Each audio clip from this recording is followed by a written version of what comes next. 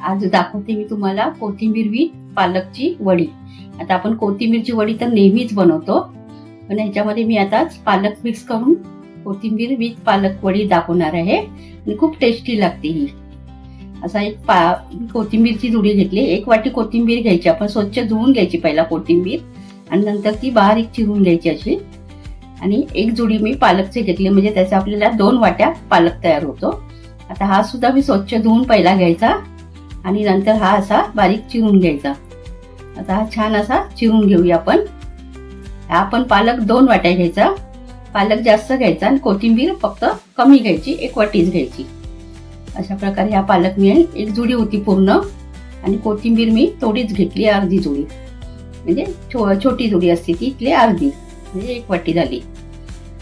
पालकची टेस्ट यायला पाहिजे म्हणून पालक जास्त घेतला. आणि आता थंडीच्या सीझन मध्ये पालक मस्त हिरवागार मिळतो, त्यामुळे आपण पालकची भाजी कटली नेहमीच करतो, पण आज आपण वडी बनवूया. अशा प्रकारे हा पालक मी चिरून घेतला बा. असा 2 वाटी पालक आहे. आता याच्यामध्ये आपण सगळे मसाले वगैरे ऍड करूया.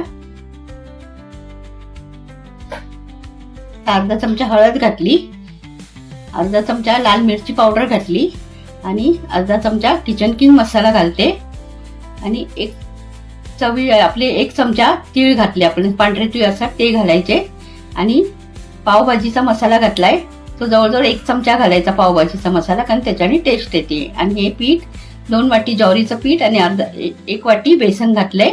ते आता संपूर्ण याच्यामध्ये आता मिक्स करून घ्यायचा. हा मसाला पूर्ण आणि पीठ संपूर्ण ह्या पालक आणि कोथिंबीरला लागला पाहिजे. हे असं सुका असतानाच असं लावून घ्यायचं आधी, म्हणजे पालकाला सगळं पीठ मसाले छान लागले जातात. हे बघा, अशा प्रकारे हे छान आधी मिक्स करून घेऊया. अशा प्रकारे छान मिक्स करायचं. थोडं पाणी घातलं मी, 1-2 चमचे, जास्त पाणी घालायचं नाही, आधी थोडंसंच घालायचं. अशा प्रकारे संपूर्ण मिक्स करून घेऊया. हे बघा, हे छान असं मसाला सगळा लागला पाहिजे ह्याला. आणि चवीनुसार आपण मीठ घालूया. चवीनुसार मीठ घातल्यानंतर पुन्हा हे संपूर्ण हे मिक्स करून घेऊया. हे आता असं छान, आणि थोडं थोडं पाणी घालायचं, पाणी एकदम घालायचं नाही, लागेल तसंच पाणी घालायचं. हे बघा, अशा प्रकारे थोडंसं पाणी घातलं आणि हे संपूर्ण आता मिक्स करून घ्यायचं. याचा घट्ट गोळा असा करून घ्यायचा. अशा प्रकारे आता हे झालं तयार. आता मी एका डब्याला, आपण कुकरचा डबा घेतलाय, त्याला मी तेल लावलं. कुकरच्या डब्यामध्ये मी उकडायला ठेवणार आहे, वाफवायला. कढईमध्ये नाही वाफवणार मी, कुकरच्या डब्यामध्ये वाफवते. अशा प्रकारे बघा, हे मी आता थापून ठेवणार आहे अशी. तर तुम्हाला गोल रोल पाहिजे तर रोल सुद्धा करून घेऊ शकता, पण मी याच्या चौकोनी वड्या पाडणार आहे, म्हणून हे कुकरमध्ये अशा छान अशा थापून घेते. हे बघा, अशा प्रकारे हे छान असं, जेवढं पातळ जाड पाहिजे तेवढे तापायचं आपण. आणि तुम्हाला रोल पाहिजे असतील तर रोल सारखे बनवून रोल ह्याच्यामध्ये ठेवून द्यायचे आणि वाफवायला ठेवायचे. अशा प्रकारे हे छान असं लागलं पाहिजे. काय म्हणजे तेल लावले ते चिटकत नाही खाली. बघा, अशा प्रकारे आता मी हा थापून घेतला आणि वरून पुन्हा थोडे तीळ टाकले, म्हणजे ते दिसायला सुद्धा छान दिसतात, म्हणून हे वरतून थोडे तीळ टाकले. आता हा कुकरचा डबा आपण कुकरमध्ये ठेवूया. आता माझ्या ह्याच्यामध्ये कसं डाळ भात सगळं दोन्ही एकदम, आणि हे वड्या सुद्धा तिन्ही वस्तू एकदम वाफून उकडल्या जातील आणि तयार होतील सगळं, म्हणजे आपल्याला परत परत गॅस सुद्धा एक्स्ट्रा जात नाही, एका ह्याच्यातच होऊन जातं.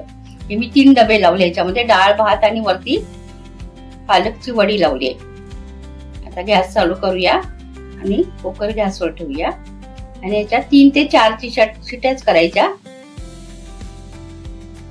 आता याच्या 4 शिट्या आपण करून घेऊया.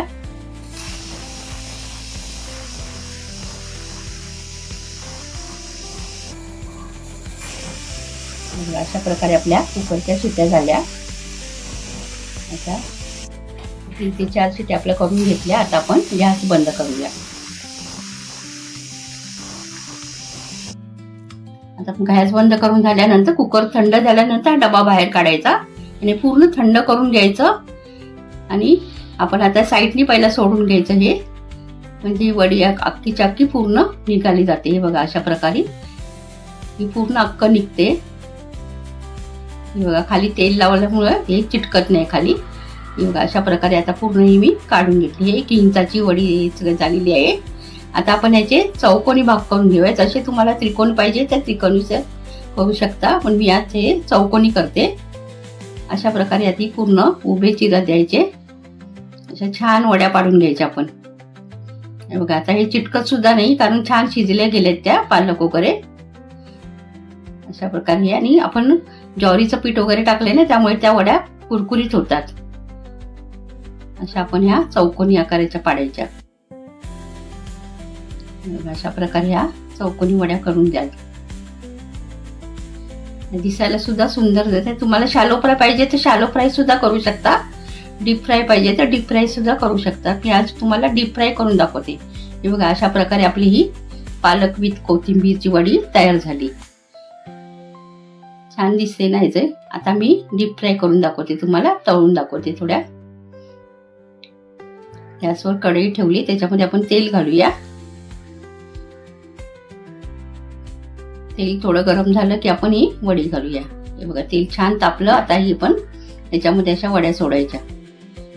तुम्ही नुसत्या अशा सुद्धा खाऊ शकता किंवा सॉस बरोबर सुद्धा खाऊ शकता. आणि या थंडीमध्ये अशा गरम गरम पालकच्या वड्या सुंदर लागतात, छान लागतात. अशा प्रकारे ह्या तळून घ्यायच्या छान. आपण अशा लालसर झाल्या की त्या छान कुरकुरीत लागतात. अशा आपण ह्या लालसर वड्या अशा काढून घ्यायच्या. तुम्हाला तेल वगैरे खायचं नसेल तर तुम्ही शॅलो फ्राय करून खाऊ शकता. शॅलो फ्राय करून सुद्धा छान होतात, त्या कुरकुरीत लागतात. आता आपण ह्या लालसर झाल्या बघा, छान अशा लाल तळल्या गेल्यात आपल्या वड्या. आता आपण एका डिश मध्ये काढून घेऊया. छान अशा तळल्या जातात. हे बघा लाल एकदम. आता मी या प्लेट मध्ये काढते. हे बघा किती कलर पण छान आला ना, आणि पौष्टिक सुद्धा आहेत. आणि थंडीतून छान कुरकुरीत खायला मजा, गरम गरम.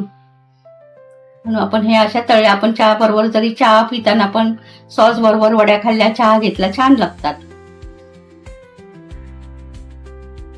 अशा आपण या वड्या संपूर्ण काढून घेऊया. लहान मुलं सुद्धा आवडीने खातात.